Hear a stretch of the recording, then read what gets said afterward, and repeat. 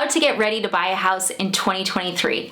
So I get a lot of calls where people are like, I just don't know what to do. What should I even do? And I'm like, okay, so I'm gonna walk you guys through the questions that I ask people and what I advise them to do so that you guys can do this as well. And after we do these 3 questions, you may go, I'm ready. And if you're ready, reach out, guys. We'd love to get you pre-approved. I'm licensed everywhere but Rhode Island and Utah. So first of all, if you guys like this channel, please hit like. If you haven't subscribed, subscribe. And if you strongly dislike me, hit the hate. Okay, so here's how the conversation usually goes. I'm a first-time home buyer. I have no idea what I'm doing. Like, what do I even do? Okay, how's your credit? I always start there. And the reason I start there is if someone's trying to figure out if they're gonna buy even next month or 6 years from now, credit's important. So if someone says, I have no credit, okay, my next question is, when do you want to buy? If they want to buy within the next 6 months to a year, I'm not going to say go open credit cards. I'm going to say, okay, can you show me a 2-year rental history of paying on time? Do you have bills that you can show me that you've paid on time consistently? The reason I'm asking that question is because there are loans for people who don't have credit scores or a credit history that is traditional. It's called non-traditional credit. Now, if they say I want to buy in 5 years, my top tip would be, okay, you need to start building credit. And with building credit, you're going to open up a credit card. You're going to put 1 tank of gas and you're going to pay it off every month. That's all you're going to do for the first 6 months. After that 6 months, open up a second credit card. You're going to do the same thing with both of them. After that, 3rd credit card, okay? So I'm doing this in 6-month installments, guys. Same thing. That's it. That's all the magic. That's what I'm telling my son to do right now. He just recently turned 18, and that's what I'm telling him to do to build his credit, and that's what I'd suggest for you guys, okay? So if you have no credit, that's how we'd approach it based on your timeline. Now, if you're like, I have great credit, okay, cool. Great, that's great. Now, what is great credit? People interpret it different ways. So the bottom line is this: if you're looking at an FHA or VA loan, I need your credit score over 580. If you're looking at a conventional loan, I need your credit score over 620. If you're looking at a jumbo loan, meaning we're talking $1 million plus, really 700 plus, okay, for credit. So it depends on what you're ultimately going to be looking at, what credit score will be required. Now, a lot of times people are in this weird cycle where they're like, well, I'm 720, but I know if I get to 730, then I'm ready. Guys, 720 versus 730 means nothing to me. Nothing at all. It's not going to change how I qualify you. So sometimes people go down rabbit holes on YouTube where if you go down the credit rabbit hole, you will be terrified. You will never let anyone pull your credit.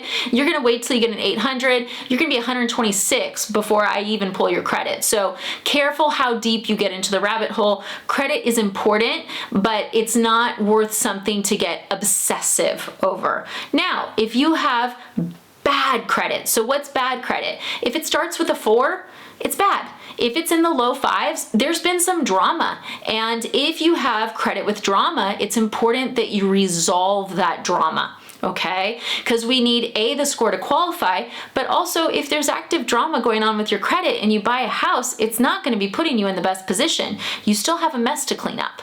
Okay? And sometimes lower credit scores are because of something like the person didn't really have credit, but then they have 2 medical collections, or, they had 1 credit card and they just never paid it, but they never tried again. In that case, I do think you should be working with an expert. You should be rebuilding and cleaning your credit. Okay? Now, experts. Wow, that's a loaded statement. Would I recommend any company with the word law in it? No, I don't. I mean, I have a guy I recommend. I don't get a referral fee. I don't do anything creepy like that. I just like him. And clients seem happy with him, and he doesn't rip people off, which is a win. His name is Ken Stray at Scorewell. I'll put his phone number in here. He does a free consult. He's a good guy. That simple. But if you have a lot of drama, you need to work on that credit before we even go to the next steps. Okay, because that is the problem, okay? So number 1 is always credit, what needs to be done. Now, if your credit's fine, okay, cool. Let's talk about income. What is your income? Now, my next question is always going to be, okay, what do you do for a living? Okay, I work at Amazon in the warehouse. Cool. Have you been there for a couple years? No, I just started there within the last year. Okay, where were you before? Okay, what I'm looking for as a lender is I'm looking for a 2-year history of employment. I am not looking for 2 years at the same job. The only time I'd be looking for 2 years at the same job is if you're commission, meaning that you only get paid on what you sell. For that, I'm probably going to be looking for 2 years at the same job. For a salary job or hourly job, I'm just trying to make sure you've been employed for at least 2 years. Okay, that's the rule. Now, if you had a job gap, meaning that like maybe you were employed for 5 years, but then you lost your job, a lot of people lost their jobs, and then 2 months later you got another job, is that a problem? No. As long as this job, I can show what your income is, I'm good. Okay, now, and the next thing, let's just stick with the Amazon warehouse worker for a minute. So I'm going to be saying, okay, cool. Do you always work 40 hours a week? Now I'm asking them this because I know they're not salary. There's certain jobs where they're not salary. If you are a salary employee, congratulations, you are easy to qualify, my friend. If you get VA disability or Social Security disability, or retirement pensions, you guys have set income, you are easy to qualify, move to the next step. Right? If you guys, however, though, are commission or hourly, I always dig in further. And the reason I'm digging in further is I'm trying to figure out if I'm going to be able to calculate your income. So let's say my Amazon guy, he's like, well, some weeks I work 20 hours, some week I work 50, some weeks I work 10. Since he's been there for a year, I may have enough to get an exception. If he had been there for 2 years, we're going to do an average of his hours. Okay, so if you are an hourly worker and you want us to use 40 hours, you need to work 40 hours. Sometimes we'll have a client where we do the verification of employment with the employer and the employer says 40 hours guaranteed. And then we see pay stubs and they're like 26, 38, and we're like, what's going on? They're like, well, I didn't want to, they said I didn't have to come in, like I could have, but I didn't want to. And we're like, cool, you're now variable income, which means instead of counting 40 hours a week, I'm going to do a 2-year average. That does not benefit you most of the time. So really important that you guys are mindful of that. And then with commission people, I'm always going to be asking, like, do you have a 2-year history of receiving commission? Because if you're commission, we need a 2-year history. Same with self-employed. Okay, there is an exception to self-employed, but I'm not going to go into exceptions. I'm going to try to keep this as clean as possible for you guys, just to give you a good idea. So if you get commission income, I'm going to be trying to figure out, okay, how much, if you have a 2-year history, how much did you make last year versus this year? If you're declining, it's a problem. If it's going up, cool. If it's the same, cool. If it's going down, problem. Okay, so we talk about this up front because what I'm trying to figure out is, are you ready to fill out that app? Okay, now if your credit's fine, your income's good, you're like, yeah, I've been at my job, or yeah, I have consistent hours, I know what I'm gonna make, right? Like, do you know, like when you're thinking about this, do you know how much money you're gonna get every month?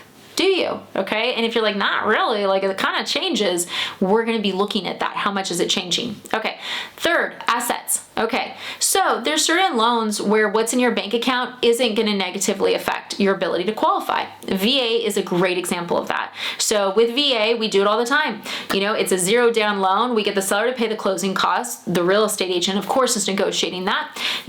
People still need money to pay for an appraisal and a home inspection, but we're doing it without having a huge amount of assets. Now, does having assets in your bank account help you when you're buying a house? Yeah, because when you buy a house, often they're not perfect. So stuff can go wrong. So having money to fix it if it goes wrong, it's a good thing to have, okay? But certain loans, not a necessity. Now, if you're doing FHA 3.5% down, or conventional 20% down, or conventional 3% down, there's all these different programs. But, let's say you're trying to buy a $700,000 house. I'm gonna need a down payment. And if you have no money, you're not ready yet. And so what I'll tell people, especially like in an instance, like sometimes the payment that they're going to is $4,000 a month and they're paying $2,000 a month in rent right now. I always say, look, save the difference every single month at a minimum, because if you're going to a $4,000 a month payment from $2,000 a month and you don't have money in your bank account, how is this gonna work? I ask this question all day long. Seriously, this is my favorite question, is how is this going to work? And I really think that doing a budget is a really good idea. So we talk about that, like, do you have assets? And people are like, well, what's the amount I have to have? Well, I mean, realistically, if you're doing a conventional 3% down, you need 3%, or you need someone who's going to gift it. So we need to know where that money's coming from. I don't want to pull your credit if I have no idea where that money is going to come from, because I'm just doing a hard inquiry for nothing, right? Because I need that money. Okay. Now look, are there lenders that specialize in down payment assistance? Yes, there are. I am not one of them. It's not something that I specialize in. So if you need down payment assistance, you want to make sure that you're reaching out to a lender that specializes in it. And like, I wouldn't just do some big box online application. You need a specialist, guys. These programs are really niche, and you need to make sure that who you're working with understands them. Okay. So if you're not doing down payment assistance and you want to do 3% down, before you fill out an application, you should have that money or know where it's coming from. Okay, so credit, income, assets. Are you ready for the fourth? Are you mentally prepared to buy a house? Okay, and what I mean by that is, look, buying a house is incredibly exciting. It is. It's so much fun. I go to Zillow. I'm not even buying right now, and I'm on Zillow. I like do so much dream buying. It's ridiculous, but it's fun. And the thing is, though, is that the fun can be great and you can totally qualify for a mortgage, but we need to make sure you're going to be comfortable with the payment. So it's really important, and a lot of people don't do this, but if you guys have a chance, I would strongly encourage it. Before you reach out to me, do a quick budget on mint.com. I love mint.com. I don't have a paid partnership with them or anything else. That's mint.com. It's free budgeting. It's really easy. It breaks down your spending, and I want you guys to identify what payment you can comfortably make. Okay, because then as a lender, I can go, okay, this is where they're comfortable. This is where their debt to income is. This is what they can buy. Does this work? And sometimes, guess what? What you're comfortable with, you can't buy what you want. So then we have to have the question of, hey, look, I can get you $500 higher on that payment, but how do you feel about it? And if you already have that budget queued up, you can look at it and go, okay, can I make that work or can I not?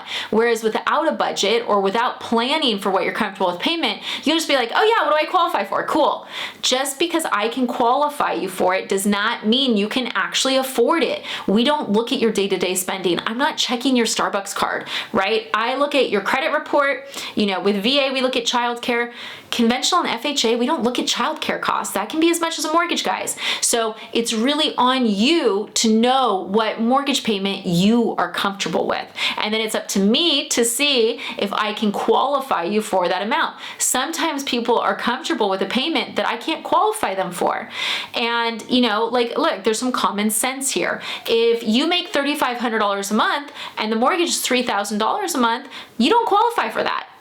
Simple, right? But a lot of times people are like, well, but I can pay it. And I'm like, but you only make this. And they're like, well, I'll figure it out. Not the way lenders work. So really, really think about doing that budget. You know, the other thing I would suggest is visualize when you see yourself in the house. What's the weather like? You know, what does the front door look like? I know it sounds so crazy. I'm from California, but seriously, it is so effective. Like, we have clients where we're like, when do you see yourself in the house? And they're like, it's summer. Like, there's a pool, and you know, and they end up in a house in summer with a pool. Like, it's crazy. So really visualize when you guys see yourself there. And lastly, because I know I've gone a little long on this, check your lease. If you guys have a lease, see when your lease is up, and also see if there's a penalty to break it. Now, sometimes people are like, well, my lease isn't up till March. When should I get qualified? Well, if your lease isn't up until March, I would say get qualified in December, right? Because if you close in January, your first payment's in March. If you close in February, your first payment's in April. So you really want to get qualified and start looking sooner than you would expect. And the reason is you need to be able to see how much inventory is on the market. You don't want to be in a 2-week pressure cooker situation. That's how people just end up signing a lease extension. You want to give yourself time to understand the market. You want to make sure you're properly, fully underwritten and approved. And you need time for that. So do I think if your lease is up in March or April that we should be qualifying you right now? No, not unless you might want to break your lease or you have some concerns, okay? So I hope this video has been helpful. These are the steps I would advise you to take if you want to get prepared to buy a house in 2023. And I do have a video on how to buy a house in 2023 coming up soon. Talk to you guys later. Have a great day.